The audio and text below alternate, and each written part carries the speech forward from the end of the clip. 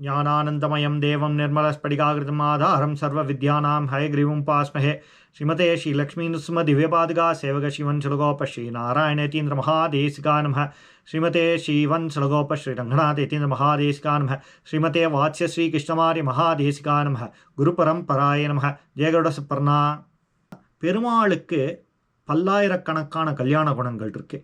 இவ்வளோதான் இருக்குன்னு நம்ம வரையறுக்க முடியாது.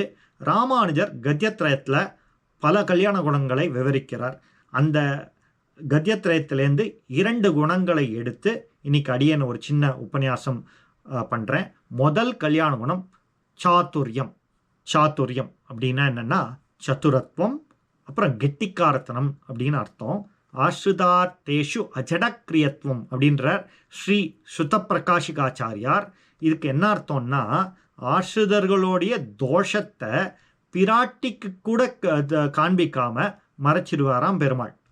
ஆனால் நமக்கு எப்படி இருக்கும்னா ஒரு அதிசங்கை இருக்கும். ஆஸ்ருதர்களுக்கு ஒரு அதிசங்கை என்ன அப்படின்னா, நம்ம பாவங்கள் நிறைய பண்ணுறோமே, பெருமாள் நம்மளை ஏற்றுப்பாரா, இப்படி பாவ மூட்டைகள்லாம் ஜாஸ்தி ஆகிட்டே இருக்கே, இதெல்லாம் மன்னிப்பாரா அப்படின்னு ஒரு சந்தேகம் இருக்கும்.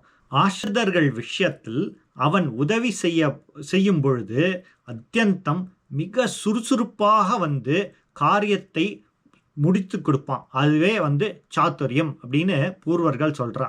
இந்த சாத்துரியம்ன்ற மகாகுணத்தை பூர்வர்கள் விளக்கும் பொழுது 2 விஷயத்தை தெளிவாக தெரிவிக்கிறான். முதல்ல என்னன்னா மல்டி டாஸ்கிங். அந்த ஆசிரியர்களுடைய தோஷம் இருந்தால் அதை பிராட்டிக்கு கூட பெருமாள் காண்பிக்க மாட்டார்னு நம்ம முன்னே பார்த்தோம். ஏன் பிராட்டி கூட காண்பிக்க மாட்டார்? பிராட்டி தான் பெருமாளோட திருமார்பிலே இருக்கா. மூச்சு காத்து விட்டாலும் தெரியும், கண்ணு வச்சாலும் பெருமாளுக்கு தெரியுமே.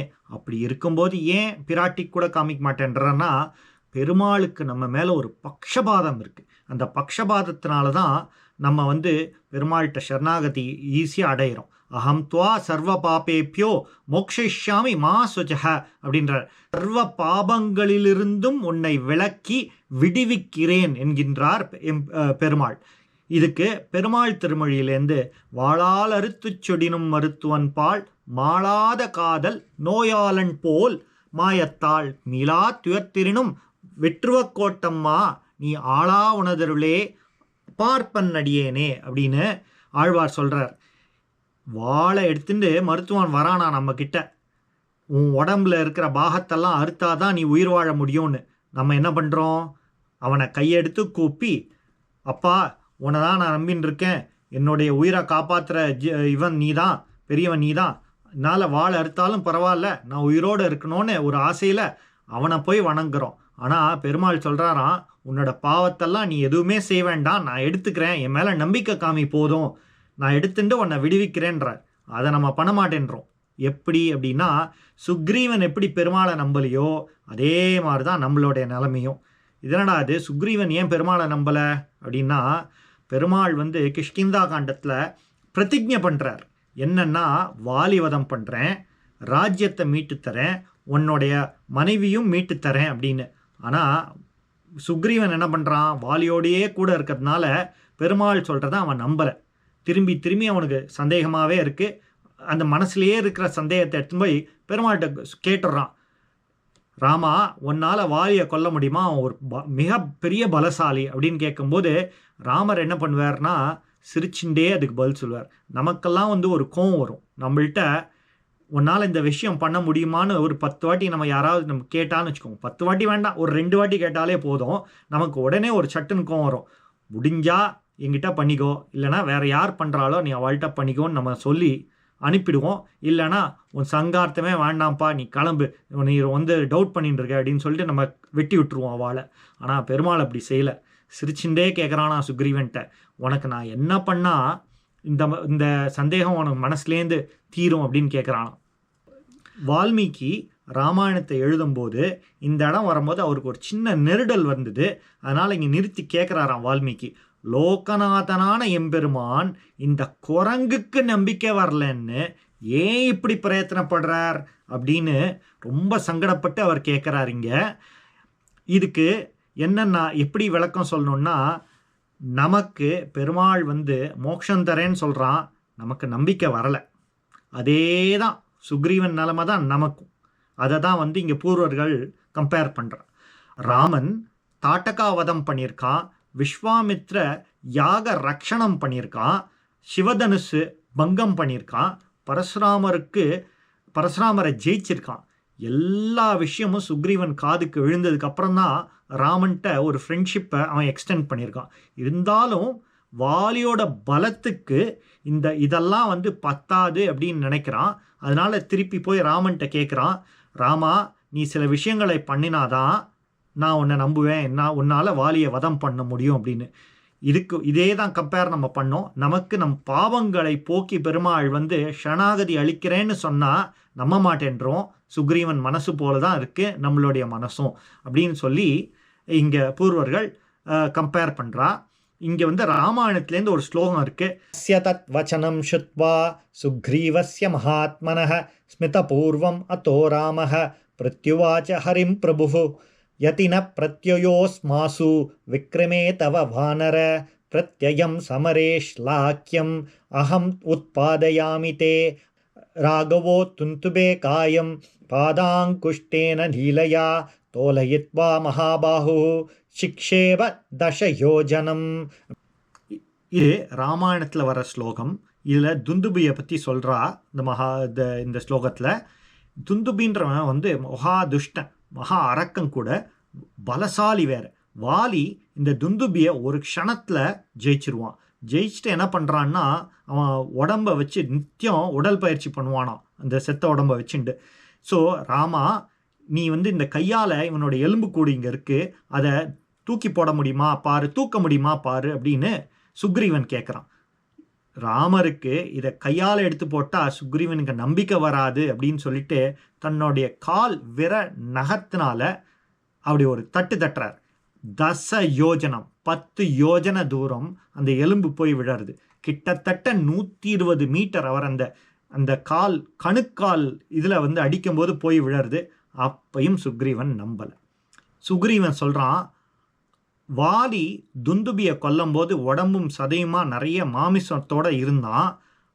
இப்போ வந்து அதெல்லாம் வத்தி போய் வெறும் எலும்பு கூட இருக்குது. இப்படி இருக்கும்போது யார் வேணாலும் அதை தூக்கி போட்டுடலாம். அதனால் இங்கே ஆச்சா மரங்கள் 7 இருக்குது. இந்த 7 ஆச்சா மரத்தையும் உன்னுடைய பானத்தினால நீ தொலை போட்டால் நான் நம்புகிறேன் உன்னால் வாலியை வதம் பண்ண முடியும்னு. ராமன் இதுக்கும் சிரிச்சுண்டே அழகாக அந்த 7 ஆச்சா மரத்தையும் ஒரே பானத்தினால தொலை போடுறார். ஏன் இவ்வளோ தூரம் ராமர் வந்து சுக்ரீவன்கிட்ட இறங்கி வந்து இப்படி பழகிறார்னா, ராமருக்கு சுக்ரீவனோட நட்பு தேவை. சுக்ரீவன் இருந்தால் தான் லங்காவுக்கு போய் ராவணனை ஜெயிக்க முடியும்னு இல்லை, ராமர் தனியாகவே அதை ஜெயிச்சுடலாம். ஆனாலும் பெருமாள் என்ன பண்ணுறாரு இங்கன்னா, தன்னுடைய நட்பை ரொம்ப உயர்த்தி காமிக்கிறார் இங்கே. அதை நம்ம வந்து சாதுரியமாக எடுத்துக்கலாம். இந்த நட்பை வந்து எப்படி பெருமாள் வந்து மெயின்டைன் பண்ணுறாருன்றதையும் நம்ம ராமாயணத்துலேருந்து கற்றுக்கலாம். பின்னர் வாலியை வதம் செஞ்சு இந்த ராஜ்யத்தை மீட்டு அந்த மனைவியும் மீட்டு சுக்ரீவனுக்கு கொடுக்குறார். இப்போ சுக்ரீவன் என்ன சொல்கிறான்னா, ராமன்கிட்ட பருவகாலம் ஆரம்பிச்சுடுத்து, அதனால் வந்து இப்போ சீதாவை தேடுறது ரொம்ப கஷ்டம், பருவகாலம் முடியட்டும் அதுக்கப்புறமா தேடலாம் அப்படின்னு சொல்கிறான். ராமனும் பருவகாலம் முடியறதுக்கு வெயிட் பண்ணிட்டு இருக்கார். பருவகாலம் முடிஞ்சுது, சுக்ரீவன்ட்டேருந்து எந்த ஒரு தகவலும் இல்லை. அதனால் என்ன பண்ணுறாருனா, ராமன் லக்ஷ்மணனை கூப்பிட்றார். கூப்பிட்டுட்டு, லக்ஷ்மணா சுக்ரீவன்ட்ட போய் என்ன பண்ணிட்டு இருக்கான் அவன் கேளு, மறந்துட்டானா நம்ம விஷயத்தை அப்படின்னு கேளுன்றார். ஒரு வேகத்தில் எழுந்துக்கிறான். ஏன்னா அண்ணா வந்து நித்தியம் கஷ்டப்படுறார் சீதா பிராட்டி இல்லாமல். ஒரு கோவத்தில் சொல்கிறதுக்காக போகிறான். அப்போ ராமர் வந்து லக்ஷ்மணனை தடுக்கிறார். லக்ஷ்மணா, என்ன இருந்தாலும் சுக்ரீவன் நம்மளுடைய நண்பன், அவன்கிட்ட ஒரு கடிசொல் கூட பேசாமல் என்ன பண்ணியிருக்கான்ற விஷயத்தை ஒண்டி நீ கேட்டுண்டு வா அப்படின்னு சொல்கிறார். இங்கேயும் பெருமாளோட சாதுரியம் நன்னா தெரியறது. நட்புக்கு எவ்வளோ இது கொடுத்துருக்கார், இம்பார்ட்டன்ஸ் கொடுத்துருக்காருன்னு ராமாயணத்தில் சொல்லியிருக்கா. இப்படிப்பட்ட பல சாதுரியமான விஷயங்களை ராமாயணத்தில் ராமர் பண்ணியிருக்கார். அடுத்தது சுமுகனுடைய கதை. மாதலி அப்படின்றவர் இந்திரனோட தேரோட்டி. அவருக்கு ஒரு பெண் இருந்தாள். அந்த பெண்ணுக்கு வரன் பார்க்குற நேரம் ஆயிடுத்து. மாப்பிள்ளை தேடினார் தேவலோகத்தில். கிடைக்கல. அதனால் நாகலோகத்தில் போய் தேடலாம் அப்படின்னு போனார். நாகலோகத்தில் சுமுகன் அப்படின்றவன் சர்வ லக்ஷணங்கள் பொருந்தி இருந்தான். நேர சுமுகன்கிட்ட போய் மாதலி சொன்னார், இந்த மாதிரி எனக்கு ஒரு பெண் இருக்கா, அவளை நீ கல்யாணம் பண்ணிக்கிறியா அப்படின்னு கேட்டார். அதுக்கு சுமுகன் சொன்னால், என் தந்தையார் சில மாதங்களுக்கு முன்னாடி கருடனுக்கு உணவாயிட்டார். இப்போ நான் என்னுடைய தாத்தாவோட அரவணைப்பில் தான் இருக்கேன். நீங்கள் எது பேசணுன்னாலும் என் தாத்தா கிட்ட தான் கேட்கணும் அப்படின்னு சொல்கிறார். மாத்தலியும் சுமுகனோட தாத்தா கிட்ட போயிட்டு, இந்த மாதிரி எனக்கு ஒரு பெண் இருக்கா, சுமுகனுக்கு கல்யாணம் பண்ணி கொடுக்கலாமா அப்படின்னு கேட்கும்போது சுமுகனோட தாத்தா முதல்ல சந்தோஷப்படுறார். பின்னர் அவர் சொல்கிறார், இந்த மாதிரி சுமுகன் அடுத்த மாதம் கருடனுக்கு இரையாயிடுவான், அதனால் இது சரியாக வராது அப்படின்னு சொல்கிறார். மாத்தலி இதெல்லாம் கேட்டு அஞ்சவே இல்லை. சொல்கிறார், நான் இந்திரனோட தேரோட்டி, இந்திரன்ட்ட அமிர்தம் இருக்குது, அதை ஒரு சொட்டு நான் வாங்கி சுமுகனுக்கு கொடுத்தேன்னா அவன் சிரஞ்சீவி ஆயிடுவான் அப்படின்னு சொல்லிட்டு ஒரு நம்பிக்கையோடு அவர் இந்திரன்ட்ட கிளம்புறார். மாத்தலி இந்திரன்ட்ட வந்து தனக்கு தன்னுடைய கதைகளை எல்லாம் சொல்லி ஒரு சொட்டு அமிர்தம் கேட்குறான். அப்போ வந்து இந்திரன் சொல்கிறார், இதுக்கு நான் வேற ஒரு உக்தி தரேன். என்னோட தம்பியா பெருமாள் பிறந்திருக்கார் வாமன அவதாரமாக, அவருக்கு உப்பேந்திரன் இன்னொரு பேர் இருக்குது. நீ உப்பேந்திரன்ட்ட போய் கேட்டேன்னா கண்டிப்பாக அவர் உனக்கு காப்பாற்றுவார், நீ கேட்டதை அவர் நிறைவேற்றுவார் அப்படின்னு சொல்லி அனுப்புகிறார். இங்கே வந்து ஒரு 2 சூக்ஷ்மார்த்தம் இருக்குது. இப்போ பெருமாளை தவிர வேறு யார்ட்டையா போய் நம்ம கேட்டோம்னா அவளுக்கு அசக்தனாக இருந்தால் அவளால் செய்ய முடியாது. இங்கே இந்திரன் அசக்தன், அவன் வந்து நேராக பெருமாள்கிட்ட தான் சரணடை அப்படின்றத நேரடியாக சொல்கிறான் இங்கே மாத்தலிக்கிட்ட. மாத்தலி போய் பெருமாள் உபேந்திரனை பார்த்து சிரஞ்சீவி வரம் கேட்டு வாங்கிக்கிறார். வாங்கினவுடனே சுமுகனுக்கும் அவள் தாத்தாவுக்கும் சொன்னவொடனே அவளுக்கு சந்தோஷம். ஒரு மாத காலம் போகிறது. கருடன் வரார். பசி மயக்கத்தில் வந்து சுமுகனை கூப்பிட்றார். சுமுகன் பயமில்லாமல் நேரம் வந்து முன்னாடி நிற்கிறான். நின்றதுக்கப்புறம் அவன் சொல்கிறான், எனக்கு சிரஞ்சீவியாக வந்து பெருமாள் கடாட்சம் கொடுத்துருக்கார், உன்னால் சாப்பிட முடியாது என்ன அப்படின்றான். இப்போ கருடனுக்கு ஒரே கோவம் வருது. ஏன்னா பசி மயக்கம், சில பேருக்கு உண்ட மயக்கம் உண்டு, ஆனால் இவருக்கு பசி மயக்கம், காதடைக்கிறது. பெருமாள் தன்னுடைய உணவை தட்டி கழிச்சிட்டாருன்னு சொல்லிட்டு ஒரே கோவம். நேர பெருமாள்கிட்ட போகிறான், சண்டை போடுறான். என்னோட உணவை நீ எப்படி எடுக்க முடியும், நான் தானே உன்னை ஒவ்வொரு இடத்துக்கும் கூட்டின்னு போகிறேன், இப்படி இருக்கும்போது நீ எனக்கு கருணை இல்லாமல் என் உணவை தட்டி பறிச்சிட்டியே அப்படின்னு சொல்லிட்டு ஒரே சண்டை போடுறான். பெருமாள் வந்து தான் யாருன்றதை நிரூபிக்கிறார் கருடன்ட்ட. நிரூபித்த உடனே அடுத்தது அவர் பண்ணுறது தான் ரொம்ப ரொம்ப ஆச்சரியம். இந்த சுமுகனை கையில் எடுத்து பெருமாள் கருடன்ட்டே கொடுத்து, நீயே அவனை காப்பாற்று அப்படின்றார். இப்போ வந்து ஒரு பாசுரம் பார்க்கலாம். நஞ்சு சோர்வதோர் வெஞ்சின அரவம் வெகுவி வந்த நின் சரண் என் சரணாய், நெஞ்சிற்கொண்டு நின் அஞ்சிரா பறவைக்கு அடைக்கலம் கொடுத்து அருள் செய்ததறிந்து வெஞ்சொலாளர் நமன் தமர்கடியார் கொடிய செய்வன உள அதற்கடியேன் அஞ்சி வந்து நின் அடியினை அடைந்தேன் அணிபொழில் திருவரங்கத் தம்மானே அப்படின்னு பெரிய திருமொழியிலேருந்து திருவங்கை ஆழ்வார் இது சாய்ச்சிருக்கார். இதில் என்னன்னா, நஞ்சு சோர்வதோர் வெஞ்சினாரவம் இங்கே வந்து சுமுகனை சொல்கிறது, அஞ்சிரப்பறவைன்றது வந்து கருடனை சொல்கிறார் இங்கே. இப்போ கருடன் யோசிக்கிறான், பெருமாளாலேயே காப்பாற்ற முடியும் இந்த சுமுகனை, பெருமாள் ஏன் எங்கிட்ட கொடுத்து இந்த சுமுகனை காப்பாத்துன்னு சொல்கிறாரு அப்படின்னு யோசிக்கிறான். பெருமாளுக்கு என் மேலே ஒரு அசாதாரணமான நம்பிக்கை இருக்குது அப்படின்னு அவன் நினச்சிக்கிறான். பெருமாளோட புகழை அவன் பாடுறான். இங்கே பெருமாள் என்னுடைய சாத்துரியம் என்னென்னா, இன்னைக்கு அவர் காப்பாற்றிட்டார்னா சுமுகனை, நாளைக்கு வெளியில் சுமுகனை பார்க்கும்போது கருடனுக்கு ஒரே கோபமாக இருக்கும், அந்த வெஞ்சன்ஸ் போயிருக்காது. எப்போ பார்த்தாலும் அந்த கருடனை அது சுமுகனை பார்க்கும்போது கருடனுக்கு ஒரு பழிவாங்கிற நோக்கம்தான் வரும். அது நாளொரு மேனியும் பொழுதொரு வண்ணமாக வளர்ந்துட்டே தான் இருக்கும். இந்த மாதிரி ஒரு சுச்சுவேஷன் வரும்போது அவன் என்னைக்கு அந்த சுமுகனை பழி வாங்கலாம் அப்படின்றத மனசில் வந்து கரு வச்சுட்டே இருப்பான். இதை ஒழிக்கணுன்ட்டு பெருமாள் என்ன பண்ணார்னா, நீயே அவனை காப்பாற்று, உனக்கு வந்து அந்த பொறுப்பை கொடுக்குறேன்னு பெருமாள் கொடுத்துட்டார். கருடன் பட்சிக்க வேண்டிய ஒரு பொருள் சமூகன். இப்போ பெருமாள் என்ன பண்ணுறாரு சாத்துரியமானா, காப்பாத்துன்னு சொன்ன உடனே ரக்ஷண பாவம் வந்துடுறது. நான் காப்பாற்றணும், நான் சாப்பிட்ணுன்ற எண்ணம் போய் காப்பாற்றணுன்னு ஒரு எண்ணம் வந்துடுறது. இப்படி வரும்போது அவனுடைய பசியும் தானாக மறைஞ்சு போயிட்டு கருடன் சுமுகனை காப்பாற்றுறான். பெருமாளோட சாதுரியம் என்னென்னா, ஒரு 2 எதிரும் புதிருமாக இருக்கிறவாளை சம்பந்தப்படுத்தி அவள்கிட்ட நல்வழிப்படுத்தி அவளை நீண்டகால நண்பர்களாக மாற்றிட்டார் இந்த கதையில். இதுக்கு தான் சாதுரியம் அப்படின்னு இன்னொரு உதாரணம் கொடுக்கலாம். ஒரு கணவன் மனைவி இருக்கா.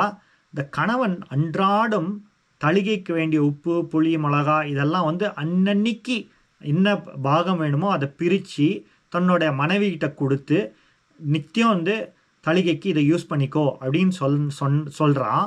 அப்படி சொல்லும்போது என்ன ஆகிறதுனா, அவள் நாளடைவில் ஒரு வெறுப்பு வருது. என் மேலே நம்பிக்கை இல்லை என்னுடைய கணவனுக்குன்னு சொல்லிட்டு பொருள் விரயம் பண்ண ஆரம்பிச்சிடுவா.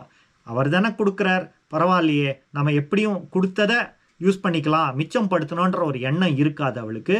இதை பொருள் வீணடிக்க ஆரம்பிச்சிடுவா. இதையே மாற்றி கணவன், இந்த மாதத்துக்கு இவ்வளோ பொருள் இருக்குது, நீ பத்திரமா வச்சுக்கோ, அதை நீ காபந்து பண்ணிக்கோ, எங்கே சேமிக்க முடியுமோ சேமிச்சுக்கோன்னு சொன்னால் அவள் சாதுரியமாக சாமர்த்தியமாக எங்கே சேமிக்கணுமோ அங்கே சேமித்து, எங்கே அதை கம்மியாக செலவு பண்ணுமோ அதை செலவு பண்ணி அழகாக மிச்சப்படுத்துவாளோ அந்த மாதிரி தான் இந்த சுமுகனுடைய கதையும் அப்படின்னு சொல்லிட்டு பூர்வர்கள் ஒரு லௌகீகத்தில் கனெக்ட் பண்ணுவாள். தன்னை பட்சிக்க வந்த திருவடியை எதிரிடுவதும் செய்யாதே, வேறோர் இடத்தில் போவதும் செய்யாதே அப்படின்னு இங்கே ரெஃபரன்ஸ் எடுக்கிறா பூர்வர்கள். அப்படின்னா தன்னைன்றது இங்கே சொல்லும்போது சுமுகனை பட்சிக்க வந்த அப்படின்னா சாப்பிட வந்த, திருவடியைனா கருடனை, கருடன் சுமுகனை சாப்பிட வரான்ல, அதுதான் அங்கே ரெஃபரன்ஸ் கொடுக்குறா. எதிரிடும் செய்யாதேனா எதிர்க்காமல் கருடனை எதிர்க்கலை சுமுகன். அப்புறம் வேற யார்ட்டையும் போய் சரணாகதியும் அடையலை. பெருமாள் சரணாகதி கொடுத்துருக்காருன்றதுனால பெருமாளையே நம்பி பெருமாள் நம்மளை காப்பாற்றுவார்னு ஒரு மகா விஸ்வாசம் அவன்கிட்ட அவன் பெருமாளையே நம்பின்றிருந்ததுனால பெருமாள் சுமுகனை கருடனிடம் ஒப்படைத்து அவனை நீயே காப்பாற்று அப்படின்னு சொல்கிறது எவ்வளோ பெரிய சாதுரியம். இங்கே மகா விஸ்வாசத்தை பெருமாள் எப்படி காப்பாற்றி கொடுக்குறார் நமக்காக அப்படின்றது ரொம்ப அழகாக தெரியறது.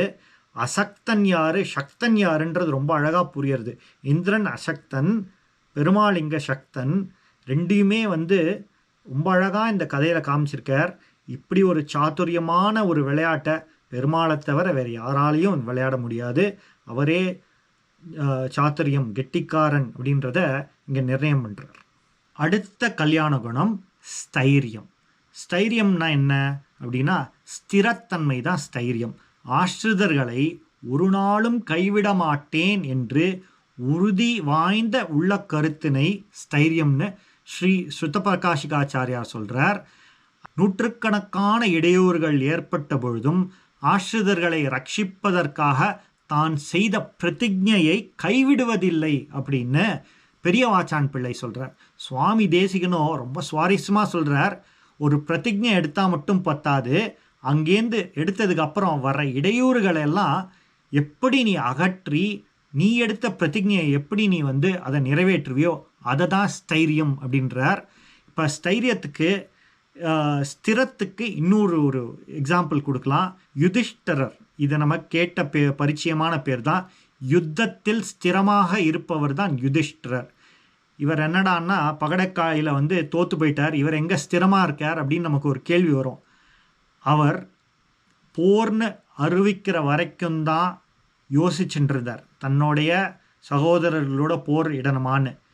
அவர் டிசைட் பண்ணிட்டார் நம்ம சண்டை போடணும்னு. அதுக்கப்புறம் அவர் இருந்த ஃபேர்ம்னஸ், ஸ்திரமாக இருந்ததுனால தான் யுதிஷ்டரர்னு அவருக்கு அங்கே பேர். அதே மாதிரி தான் பெருமாள் ஸ்திரமாக எந்த ஒரு விஷயத்தையும் முடிவெடுத்துட்டார்னா அந்த நிலையிலேருந்து மாறவே மாட்டார். எவ்வளோ தடங்கல்கள் வந்தாலும் அவர் மாற மாட்டார். நமக்கு எப்படி ஆபத்து வரும் அப்படின்றத நம்ம ராமாயணத்தில் விபீஷ்ண சரணாகதியில் எப்படி வந்ததுன்றதை வச்சு கம்பேர் பண்ணி பார்ப்போம். 4 பேரோடையும் ஒரு கதையோடையும் விபீஷ்ணன் தன்னுடைய அண்ணனையும் ஊர் மக்களையும் மனைவியும் விட்டுட்டு ராமனை பார்க்க சரணாகதிக்கு கடற்கரைக்கு வரான்.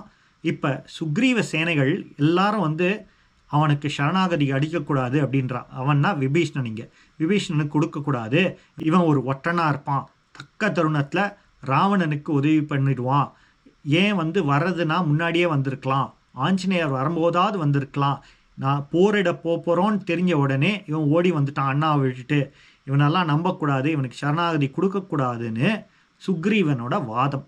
ஆனால் பெருமாள் என்ன சொல்கிறாருன்னா, என்னை நம்பி அவன் வந்துட்டான், அவனுக்கு நான் சரணாகதி அளிப்பேன் அப்படின்றார். இப்போ இன்னொரு விஷயம் சொல்கிறான் சுக்ரீவன், நீ அப்படியே சரணாகதி அளிப்பேன்னா நானும் என் சேனைகளும் கிஷ்கிந்தைக்கு திரும்பி போவோம் அப்படின்றான். மேலே இந்த கதையை நகர்த்துறதுக்கு முன்னாடி சுக்ரீவனுக்கும் ராமனுக்கும் எவ்வளோ அந்தரங்கம் இருக்குன்றதை பார்த்துட்டு அதுக்கப்புறம் நடத்தலாம். அது கொஞ்சம் ஒரு சுவாரஸ்யமாக இருக்கும். இப்போ சுக்ரீவன் கடற்கரையிலேருந்து ராவணனுடைய கிரீடம் ஜொலிக்கிறத பார்த்துட்டு அவனால் சகிக்க முடியல. ஒரு க்ஷணத்தில் ராவணனுடைய மாளிகைக்கு போகிறான், ராவணனோட மல்யுத்தம் பண்ணுறான், அவனுடைய தலையில் இருக்கிற அந்த கிரீடத்தை பிடுங்கின்னு பெருமாள் காலையில் ஒரு க்ஷணத்தில் போட்டுடுறான். இதை பார்த்துட்டு ராமர் ஒரே கவலையாக சொல்கிறார், மகாராஜன் உனக்கு ஏதாவது ஆயிருந்ததுன்னா சீதை எனக்கு கிடச்சி என்ன பயன் அப்படின்னு கவலையாக சொல்கிறார்.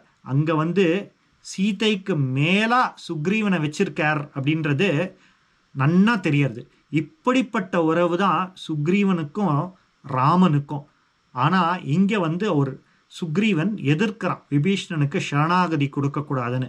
ராமர் ஒரு காம்ப்ளிகேட்டட் ஸ்டேட்டில் இருக்கார், இவனையும் அனுசரிச்சுன்னு போனோம், வந்தவனையும் விடக்கூடாது. அப்படி இருக்கும்போது எப்படி இந்த ராமன் இந்த சுச்சுவேஷனை ஹேண்டில் பண்ணுறாருன்னா ரொம்ப ரொம்ப இம்பார்ட்டன்ட். சுக்ரீவா நீ கிளம்பி போகிறதுனா நீ போய்க்கோ, நான் விபீஷ்ணனுக்கு சரணாகதி கொடுத்து அவனை வச்சுன்னு நான் ராவணனை ஜெயிக்கிறேன் அப்படின்றார். இப்போ சுக்ரீவன் இறங்கி வரான். அடடா, ராமர் இவ்வளோ ஸ்திரமாக இருக்காரே, நம்ம மாற்ற முடியலையே அவர் மனசை, நம்ம கரெக்டாக என்ன இருக்குன்றதை நம்ம மனநிலையில் சொல்லணும் அப்படின்னு சொல்லிட்டு ராமன்கிட்ட சொல்கிறான். ராமா, உன் உயிருக்கு ஏதாவது ஆபத்து வந்துருமோன்ற பயத்தில் தான் நான் சொன்னேன் அப்படின்னும்போது அப்போ ராமர் சொல்கிறார், என்னால் தனியாகவே ராவணனை ஜெயிக்க முடியும், உங்களெல்லாம் நான் கூட மித்ரனாக வச்சுட்டுருக்கேன் அப்படின்னு சொல்லிட்டு சொல்கிறார். சொன்னவொடனே சுக்ரீவனும் விபீஷ்ணனை அக்செப்ட் பண்ணிக்கணுன்ற மனநிலைமைக்கு வந்துட்டான். இப்போது ராமர் விபீஷ்ணனையே அனுப்புகிறார், சுக்ரீவனை நீ போய் கூட்டின்வான்னு. ராமாயணத்தில் இந்த ஒரு ஸ்லோகம் இருக்குது, மித்ரபாவேன சம்பிராப்துவம் நத்யஜேயன் கதஞ்சன தோஷோ யத்யபி தஸ்ய ஸ்யாத் சதாம் ஏதத் அகர்ஹிதம். சுக்ரீவா, மித்ரனா வந்திருந்தாலும் பரவாயில்ல அவனை கூட்டின்னு வா, மித்ர பாவத்தோடு வந்திருந்தாலும் பரவாயில்ல அவனை கூட்டின்னு வா அப்படின்றார். இது எப்படி ஒரு ஆச்சரியமான ஒரு இது. மித்ர பாவம்னா ஃப்ரெண்ட்ஷிப் மாதிரி இல்லை, ஆனால் ஆக்ட் பண்ணின்னு வந்தால் கூட பரவாயில்ல கூட்டின்னு வா அப்படின்றார். இங்கே அடுத்தது இதுக்கு மேலே ஒரு ஆச்சரியமான ஒரு விஷயம் சொல்கிறார். விபீஷ்ணன் பின்னாடி ராவணன் ஒழிஞ்சின்னு இருந்தால் கூட யோசிக்காத அவனையும் கூட்டின்னு வா, அவனுக்கும் சேர்த்து நான் சரணாகதி பண்ணி வைக்கிறேன் அப்படின்றாரு. எப்படிப்பட்ட ஒரு ஸ்திரத்தன்மை ராமனுக்கு இருந்தால் இப்படி ஒரு வாக்கியத்தை இங்கே சொல்லியிருப்பார். அவருடைய மன தெளிவு இங்கே ரொம்ப அழகாக தெரியுது. ஒருத்தர் தெளிவாக இருந்தால் தான் ஸ்திரமாக இருக்க முடியும் அப்படின்றத ராமன் இங்கே அழகாக எடுத்து காமிக்கிறார். பட்டர் சொல்கிறார், பெருமாளிடத்தில் சரணாகதி அடைந்தால் அவனிடத்தில் அபச்சாரப்பட்டாலும் சரணாகதனை ஒருபொழுதும் கைவிட மாட்டேன் என்ற கொள்கையில் இருந்து எப்பொழுதும் மாறுவதில்லை அப்படின்றார். எப்படிப்பட்ட ஒரு வாக்கியம் அது, பெருமாளை பற்றி பட்டர் சொல்லியிருக்கார். ஆச்சரியமான ஒரு வாக்கியம் அது. பட்டர் இங்கே ஆச்சாரியன், நஞ்சியர் சிஷ்யன். பட்டருக்கும் நஞ்சியருக்கும் ஒரு சம்வாதம், அதான் ஒரு பேச்சுவார்த்தை நடக்கிறது, ஒரு டிஸ்கஷன் அப்படின்னு சொல்லுவோம்ல, அது நடக்கிறது. நஞ்சியர் கேட்குறார், சுக்ரீவன் ஸ்திரமாக இருக்கான், எப்போ பார்த்தாலும் ராமனோட இருந்ததுனால அவனுக்கும் அந்த ஸ்திரத்தன்மை வந்துட்டு விபீஷ்ணனை சேர்த்துக்க கூடாதுன்னு, ராமனும் ஸ்திரமாக இருக்கான் விபீஷ்ணனை சேர்த்துக்கணும்னு. இப்போ இருவருமே இப்படி ஸ்திரமாக தன் கொள்கையில் இருக்காளே, அது எதிரும் புதிருமான ஒரு கொள்கையாச்சே, என்ன அப்படின்னு இதுக்கு என்ன சமாதானம் சொல்ல போகிறேன்னு நஞ்சியார் பட்டர்கிட்ட கேட்குறார். இங்கே பட்டர் ரொம்ப ஆச்சரியமாக சாதிக்கிறார். இங்கு இருவருமே சரணாகதர்களை கைவிடோம் என்னும் விரதத்தை கை கொண்டார்கள் அப்படின்றார். ஏன் இங்கே இருவருமே அப்படின்னு பட்டர் சொல்கிறாருன்னா, பெருமாள் நன்னா புரியறது, பெருமாள் விபீஷணனுக்கு சரணாகதி அளிக்கணும் அப்படின்னு இது பண்ணிட்டார். ஏன் சுக்ரீவனையும் பட்டர் சேர்த்து சொல்கிறாருன்னா, சுக்ரீவன் தான் பெருமாளை காப்பாற்றுறேன்னு தான் மனசுக்குள்ளே நினச்சிட்டு இருக்கான். அது ஏன்னா பெருமாள் மேலே அவன் வச்சிருக்கிற பாசம், அந்த பெருமாளுக்கு எந்த ஆபத்தும் வரக்கூடாதுன்ற ஒரு பரிவில் தான் இப்படி பண்ணது. அதனால் இருவருமே சரணாகதர்களை கைவிடோம் என்னும் விரதத்தை கை கொண்டார்கள்னு பட்டர் ரொம்ப ஆச்சரியமாக சாதிக்கிறார். இந்த ஒரு கல்யாண குணம் பெருமாளோட ஸ்திரத்தன்மையை காமிக்கிறது. இன்னைக்கு அடியேன் இந்த இரு கல்யாண குணங்களையும் விளக்கி ஒரு சின்ன முயற்சி எடுத்திருக்கேன். இந்த முயற்சிக்கு முழு காரணம் என்னுடைய காலக்ஷேப ஆச்சாரியன் ஊவே அனந்த பத்மநாப சுவாமன். அடியேன் இந்த நேரத்தில் அவருக்கு நன்றியை தெரிவிச்சுக்க ஆசைப்படுறேன். கவிதார்க்கிக சிம்மாய கல்யாண குணசாலினே ஸ்ரீமதே வெங்கடேசாய வேதாந்த குரவே நமஹ.